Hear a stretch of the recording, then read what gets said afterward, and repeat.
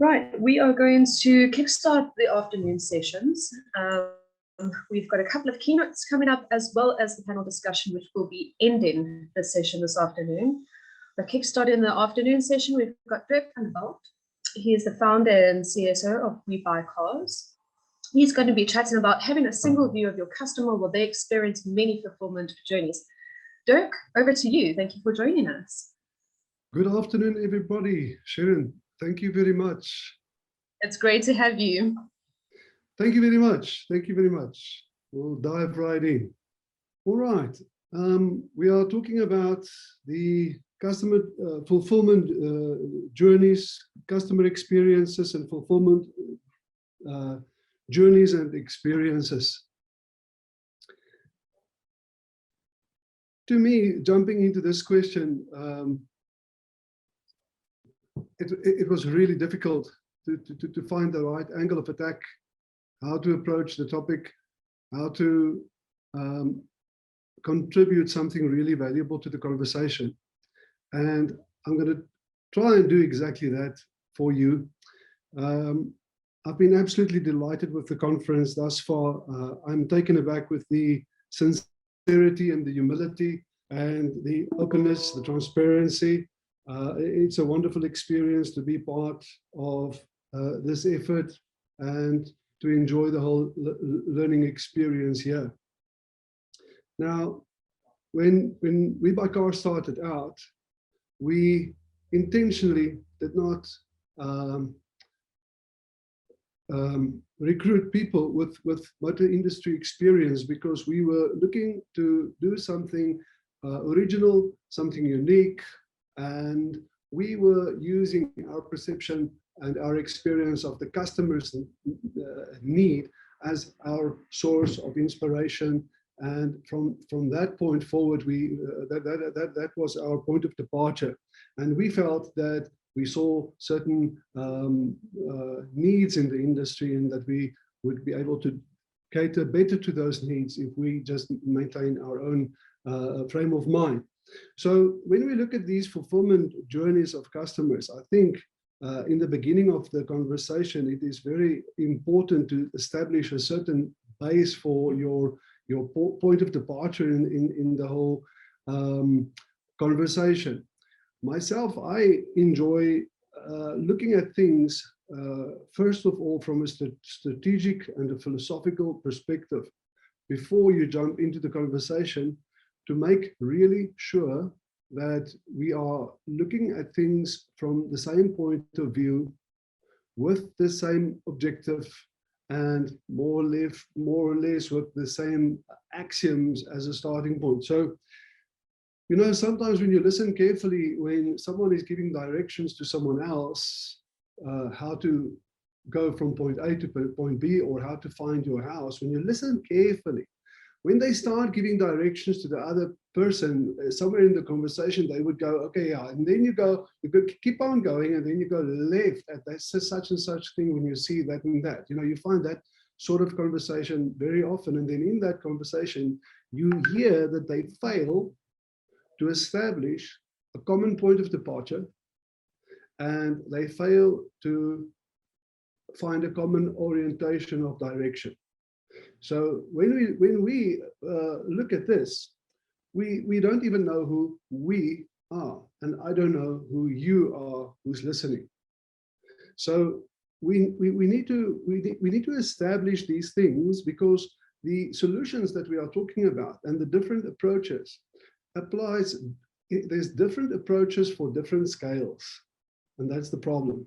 There's different contexts for different advice, and there are different vantage points. So if you're working for McDonald's, you've got a certain vantage point. If you have a young startup, you've got a certain vantage point. And the problem is that experts are shooting off advice left, right, and center without first establishing common point of departure, common sense of direction, and same objective. So the thing is, I would also like to show that there's a lot of expert opinion going around, or perceived expert opinion going around. And yes, in this conference, we are extremely fortunate to have brilliant people on board that's giving amazing insights. All I'm saying is that expert advice and listening and receiving, on the other hand, has a peculiar dynamic, and we have to be a little bit careful of that dynamic if whether we are in the McDonald's context, in the corporate mindset, or in the entrepreneurial mindset. Because today, when people talk about entrepreneurship and startups, who are the heroes that, you can just Google it and say, top entrepreneurs in the world. Boom. And you have Bill Gates. Within the first 3, 4, 5 pictures, you'll see Bill Gates, you'll see Elon Musk, you'll see Jeff Bezos, and so on.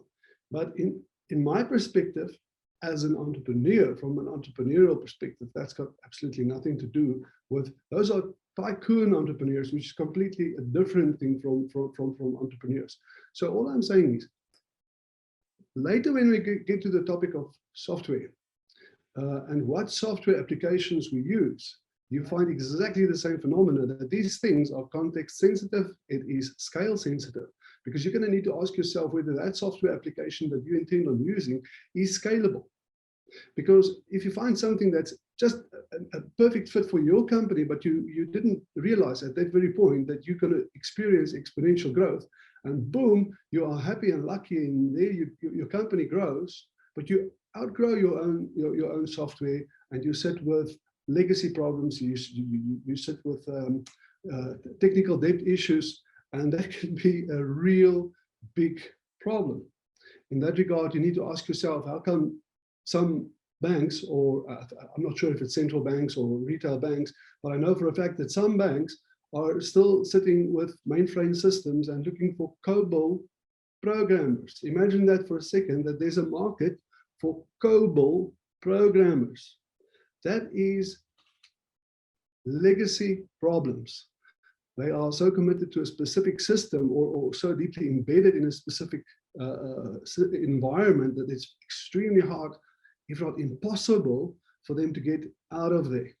But that's a conversation for another day. But it's very important when you decide, if you still have the opportunity to decide, and what software you're going to commit to create this environment where your customer is going to have a certain fulfillment journey, then while it's still possible for you to choose, that is one of the most important choices you're going to make, and that choice can either make or cost you a hell of a lot of money. So I'd advise that you rather be very careful before you make that decision. You can get a lot further than what you think with Excel. People are critical of Excel, but I can assure you that if you have real Excel experts, you'll be amazed how far you can come, especially if you keep in mind the cost of operating those systems and those people. You should buy time to make doubly sure that you choose the right system, if you can still choose. All right, so in any case, I'm talking about trust. Who can we trust? What experts can we trust? Why should we trust what experts? This is a field with immense complexity and a whole batteries of barrages of missiles, of flying acronyms, alphabet soups of acronyms in the customer experience world, customer experience, user experience. Then you get to search engine optimization, you get to the computer telephony interface and all that. In each of those fields, digital marketing, all of these, each field has a whole barrage of alphabet soups of acronyms that sounds incredibly impressive, and every single one of those are usually immersive topics that you can go very deeply into. And if you school yourself in those topics, each and every one of them is an expert field in its own. And in each of those fields, there are experts selling their services. And that is part of the problem, is that depending on where you are in this whole context and scale and what your vantage point is, you would be either very susceptible to these experts, people who, and products and brands that you may well idolize. And they each create their own cult. They have a sort of a cult following, and people tend to idolize. For instance, take Elon Musk, take Bill Gates. People idolize those brands like Apple, for instance, Android, whatever, iOS. People identify with a brand, they idolize a brand, and then they are highly susceptible to the marketing campaigns of that brand. And this is where the danger comes in when a relatively young entrepreneur is ready he's learned about all these concepts, and now they are ready to embrace these philosophies and ideas and run with it, and they need software, and they commit to a system that is not suitable. It may be suitable to the current scale, but not necessarily to scale up, or it may be more suitable for whatever. So there's a little problem there. We need to be careful of that. That in my experience, that's very important. Any case, so I like to look at things from an entrepreneurial perspective. I like to not be afraid to have a unique strategy and a unique philosophy. It's very important. I teach this to my kids also, that you need to find yourself. You can't be like me. It's not important for you to be like me. You need to be uniquely you. And if you can do that in business, that's also very, very important. Mustn't necessarily strive to go after all these brands and idolize these brands, idolize these demigod entrepreneurs like Bill Gates, Elon Musk, Jeff Bezos, and the like. But rather, I would say, find out who Alon Rees is. Find out who's Gigi Alcock, who's Douglas Kruger, who is Dylan Goldstadt. Those are people that I admire in the South African context. Heidi van Schalkwyk of Kaya Group, Hilton Barber, born in Zimbabwe, now Canadian company culture specialist, Colin Brown of Happy Sandpit. This brings me to the conversation of leadership, because whatever you do in business, at the end of the day, and in life, at the end of the day, there's either leadership, or there's not leadership, or there's good leadership, quality leadership, or not. But if you have brilliant, excellent leadership, then you can basically overcome almost any problem. But it doesn't matter if you've got all the technology, but you don't have proper leadership, because at the end of the day, you are working with people, and your success will largely depend on how successful you are as a person or as a leader to understand people. Because at the end of the day, yes, the business leadership brings together people and tools. People have skills and training. You give them the tools that they need to do the job. You bring in money. You identify opportunities, so you bring in the opportunities. So all in all, you bring together money, opportunities, people, tools. And then you start running a business. And I try and explain to people that it's about bringing people together and achieving something together. So there's two motions. It's the norming, forming, storming, and then coming together, people to accomplish something. If you can get that right, it's not a matter of just aligning people and getting them to do something. That onboarding and engagement and creating of a very special company culture that is your unique identity, which ties in a unique way with your brand and your identity as a group of people working together. That is most important. That is what's going to give you the endurance. That's going to give you the staying power to take it all the way through and to become a success. So when we are talking about people and bringing together the expertise of people, binding people together as a group, finding the commonalities and communicating brilliantly so that you get proper motivation and inspiration of your employees. Onboarding, engagement, motivation, inspiration. That is what you need to achieve real success. That's what puts brilliant companies apart from other companies. And I do believe that we have some of that. I think we have a lot of that. And even for us who concentrate on that, we still feel that we have a long way to go. That's a big challenge. That's not easy to fulfill. It's not easy to achieve excellence in that regard. But if you can do that well, then there's no end to what you can accomplish ultimately. Companies in general, in my view, hugely underestimate the role that the happiness of their employees play in customer satisfaction and in fulfilling the needs of the customer and the customer journey and the customer experience. So in my mind, the employees are just as much customers of the company as are the people who you serve outside with whatever service or product it is that you supply. So if you can treat both your customers and your employees as your customers, then I think you will see something special when you get that onboarding, that engagement, that innovation, or that, the onboarding and engagement that you get, the motivation, inspiration that leads to motivation. It's 14 hours. In any case, that brings me to what I would like to show you here is that when you bring people and tools together, when you bring people and tools together, there's a correlation there between the fact that you as a person consists of two parts. You have I call it the blue part and the red part, but you have a right brain and a left brain. Your customers has a right brain and a left brain. Your employees has a right brain and a left brain.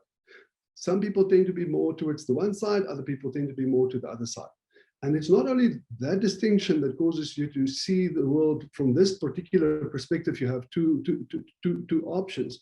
There's this website 16personalities.org. I believe that the two sides are divided in 8 pieces on this and 8 on that, and that's only a theoretical way of looking at things, but it helps us to understand our world much better. So this world today of so many software and data predictive analytics and data analytics that enables us to have one single view of the customer, that gets fulfilled in a whole array, a whole barrage of acronyms to describe to you all these tools that we use. We use a CRM, we use an ERM, we use a CTI, and so we can go on and on. There's so much of it. We use an inventory control system, and we use deep learning. We use mainly predictive analytics and algorithms and things. And the amount of theories and philosophies and approaches around that is infinite. And the power that gives you in terms of things that you can do is immense. But it's dangerous in the sense that you can lose sight of the personal experience. And some of the previous speakers mentioned exactly that. I was very proud to hear them mention that. And I was jumping up and saying, yeah, you understand. You know, it's very, very difficult to lose. It's very easy to lose track, lose understanding, empathy with your client, and to walk in your customer's shoes, to really truly understand what it is that you're trying to do. So yeah, you have all these tools, you have these, what that does is that it promotes and it enhances your your ability to critically analyze what's going on in data. That is, if you have clean data. That's a whole topic on its own that'll take a hell of a lot of time to discuss. But so for me to bring these two sides of the brain together in your mind to understand what it is that I think that we need to grasp to be able to really see to it that as many as possible, as many people as possible has a positive experience with our brand and easy, effortless access to a fulfillment journey with buying or making use of our product or service. We need to bring these two parts together, not only on the customer side, but also on the employee side. So it's most important to understand that you need to have the right person on the right job. Any person who works with programmers and coders will tell you that they are a unique breed. and you need the right sort of person to manage them.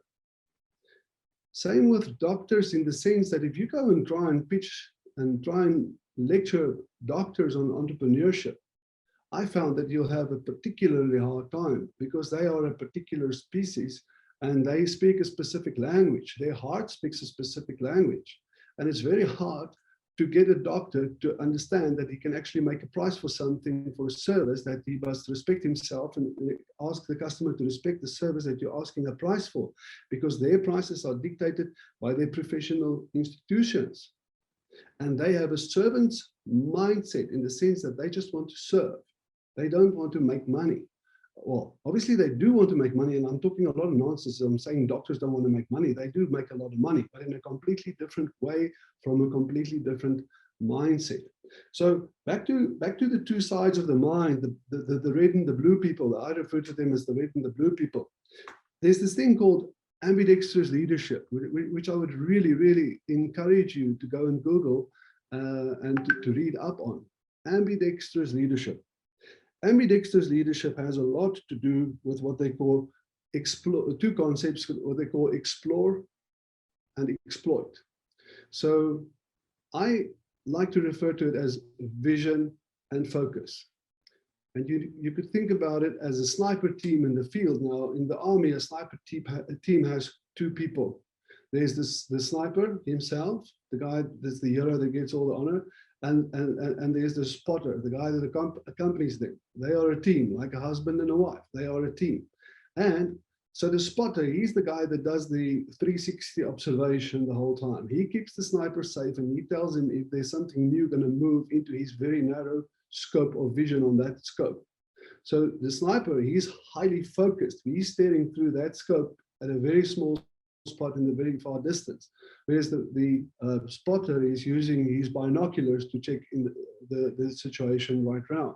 So there's a trade-off there that you should see, and which you should really seriously think about, this trade-off between focus and vision, between red and blue, the red and blue sides of the mind. Some people's jobs, some people's orientation, some people's context, some people's point of departure, some people's vantage point comes from the whole preconceived world of focus, analysis, structure, routine, discipline. Those are your blue people, the cooler people. You use them in engineering, you use them in coding, you use them in accounting. So there's that side of the mind, the focus side, the focus role, the precision, the surgical precision that you need to use in certain things. And then there's the broader vision, the creatives, the innovators. That is where you have the explore. They are the explorers, the innovators.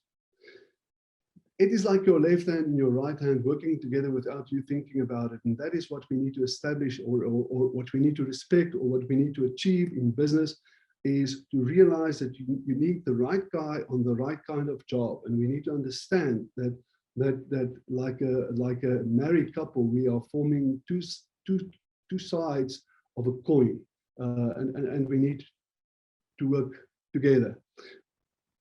Also important to understand where a person is coming from, whether they're coming from the blue side or they're coming from the red side. What is their context? What is their vantage point? Those are the things that are really important to me, and I hope that that would be of a little meaning somewhere along the line. That was about ambidextrous leadership, the explore, exploit functions that work together in ambidextrous leadership, which we are gradually awakening up to. Then there's another concept that is really, really important to me. And you can find that if you Google Confessions of a Recovering Knower.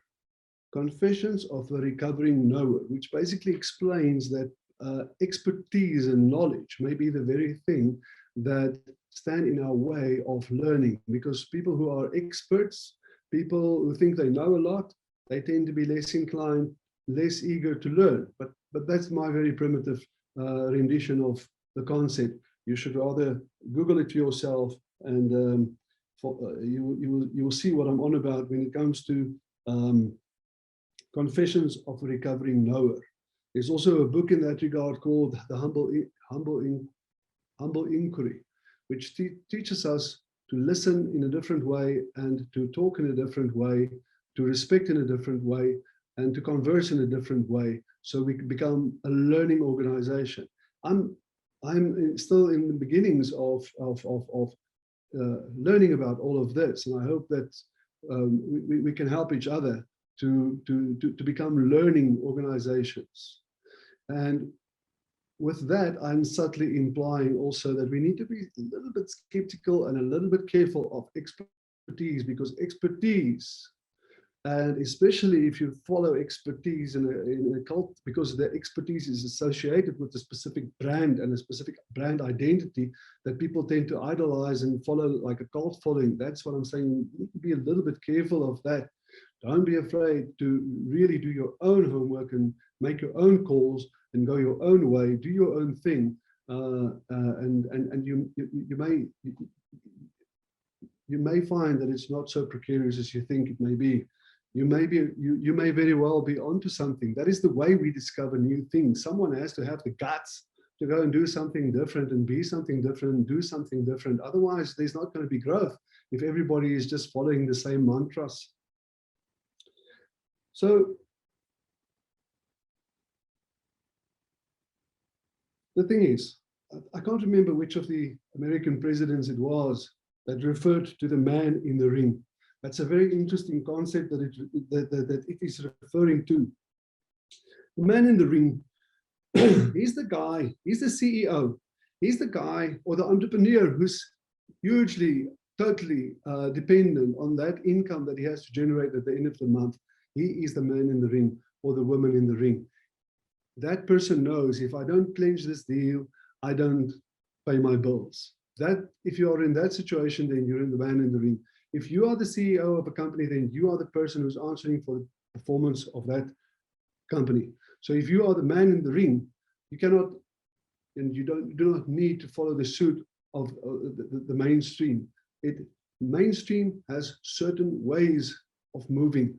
And once you understand its rhythms and its definitions and its ways of being and how it perceives reality and how it moves, then you also know where it could be wrong and where you could be right and where you could see a niche where you could help people a little bit better.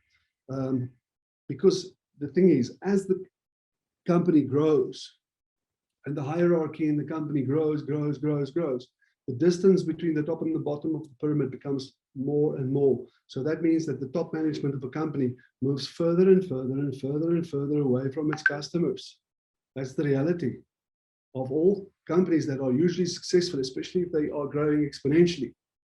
Then the leadership of the company is moving further and further away from actual contact with the clients and knowing and understanding and experiencing, sharing experience and impressions with the customer. And that is where the gap comes in for someone to compete, to understand the customer more intimately, better, and to understand the customer's experience, the customer journey better. So that is where we must not lose sight. There's this thing called Bernal's iron law of bureaucracy. And it basically states that bureaucracy is a one-way street. It goes in one direction. The cucumbers get pickled. The pickle doesn't get cucumbered. That means that as an organization grows and grows and grows and inevitably becomes more and more bureaucratic, that the people serving the bureaucracy will win over the people who serve the original purpose of the company. That is Bernal's iron law of bureaucracy. So I'm trying to put certain pieces of a puzzle into your mind to show you that if we want to fulfill the customer journey, you're going to need the onboarding engagement of your employees, and the treatment that you give your employees is largely going to determine the way in they speak to your customers. How obsessed you are with training can only get you thus far, but your employees will share your heart, and the company will have a certain identity which would determine the experience of the clients. And all of that would largely also depend, in my view, on how well you understand people at large, the body of people. And the body of people, the larger body of people, consists of red people and blue people. And they sort of work in different ways. They are two sides of a coin. So that's about it from my side. I think personally, it may be quite interesting if you Google how to think. Just Google the phrase how to think. And I'm sure you will find among the results also Daniel Kahneman, think fast and think slow. It's all about biases and how people's biases work, how people think and how different patterns of thinking work. That's quite interesting. Also, if you Google how to learn, just the phrase how to learn, you would inevitably also find articles about the learning organization. So the learning organization, something that's one of the most perplexing and interesting things to me is how do you teach yourself to see what is absent, to notice what is not there? Because that is a key to brilliant entrepreneurship, is to see what's not there, to see what's missing. Not only to see what's missing in your company, not only to see what's absent in your organization. Maybe you're just a bunch of engineers and accountants. I can already tell you what your company culture is going to be like in all likelihood, unless you surprise me. So it's an art form to see what's absent, to see what's not there. And if there's no innovation, if there's no innovation, no exploration, if there's a lack of vision, etc., etc. But each and every company, if they're strong on the one side, then they're probably poor on the other side. So if I'm strong on this side, I really, really need to look seriously to what's going on the other side. Me, myself, I'm a creative person, I'm an innovator, a visionary, and I'm not so strong. And that's why I need to focus on my weaknesses, namely structure, analysis, structure, routine, discipline, and the blue side. I'm on the red side. I need to focus on the blue side a little bit more. So in any case, the philosophy for me for today, for this particular presentation, was to try and get you to look differently at the way that you trust expertise, look differently at expertise, look differently at yourself, look differently at your employees, look differently at your customer. Try and see what's not there, what's missing. And to take a different approach to how you train your employees and how you approach your people, how you listen. Take a different approach to the way that you learn, a different approach to the way that you think about things.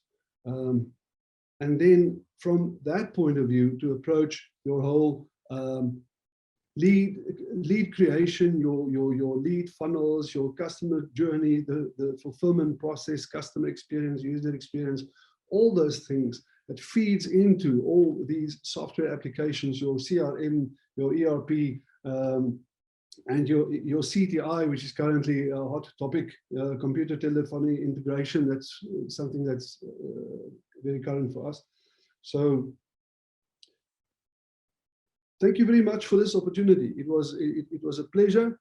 And the question is, what is going to be the litmus test?